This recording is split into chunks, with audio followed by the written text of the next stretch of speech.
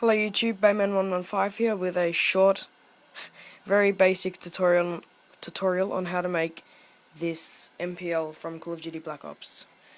I used 3 bits of wood, as you can see. I just sanded each wood down to size and then I just nailed it together. What you'll need is a sander, like an electronic one, a bit of wood that you can cut to size to make the handle, and just a long bit of wood there so that it looks like a mag. And there you go, your own wooden submachine gun. Okay, what I did is sorry about my scooter there. What I did is I made the top round so that it actually looks like the barrel. I didn't do a very good job, but still better than nothing. So that's how to make an MPL. Just nail some bits of wood together and you'll be good.